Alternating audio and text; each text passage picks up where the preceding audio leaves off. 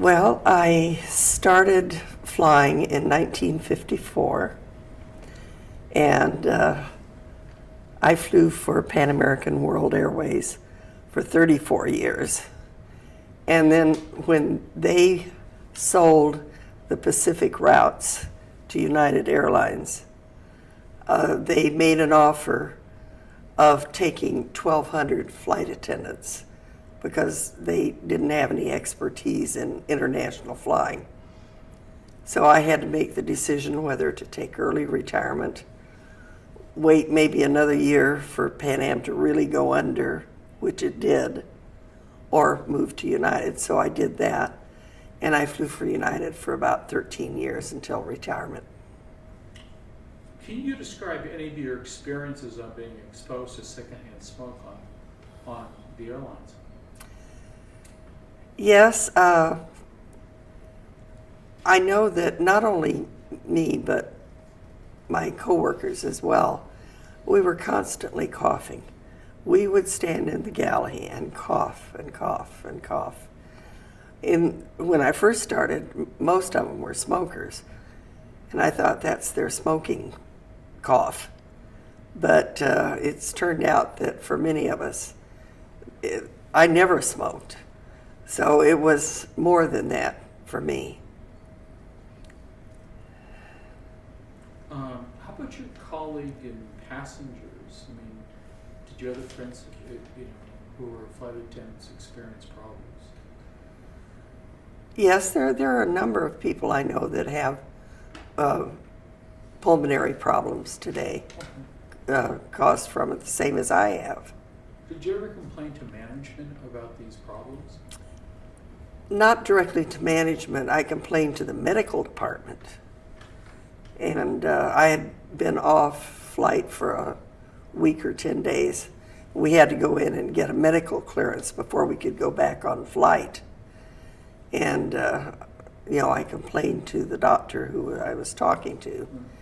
And I learned later, he put in the record that he thought I was just making it up, that I wasn't, that there was nothing to it. And even at that time, I'd been under the care of a pulmonologist for about 7 or 8 years. How about the really long flights? Were you any really long flights, They were as long as the airplane would go. As far as that airplane would go, we'd be in the air. Sometimes 16 hours. If you were going, say, one of our longest was San Francisco to Sydney, Australia. That was about a 16-hour flight. And what happened in that flight? Tell us about it. Well, at first, when I first started flying, again, we were just inundated with smoke from the front of the airplane, including the cockpit, because in those days, all the pilots smoked, and to the back of the airplane. So you couldn't get out of it.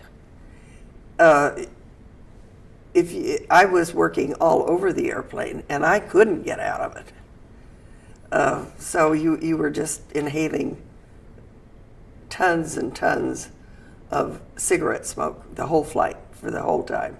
And how would your hair smell and your clothes smell the next day? Oh, in those days I had long hair, and I could pull it around, or if I'd lay down, the pillow would sort of pull the hair around, and you just get this whiff.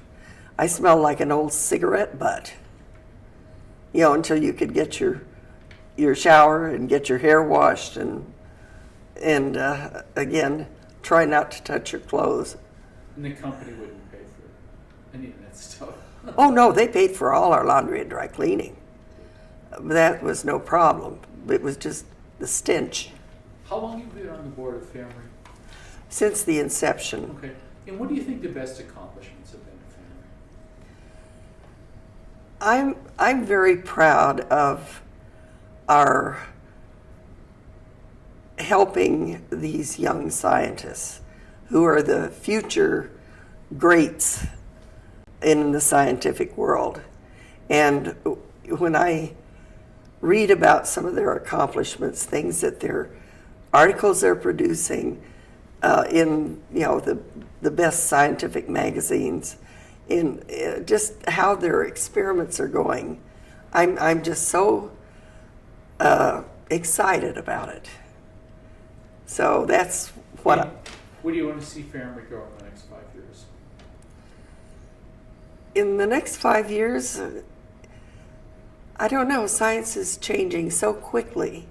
There'll be something being discovered that's going to change the whole world.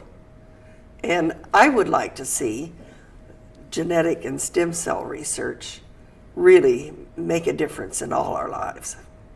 And for other occupations like flight attendants, people who work today internationally in bars, restaurants, I mean, what's your message? I mean, how can you empower them the way you changed the world for the flight attendants? What's your message?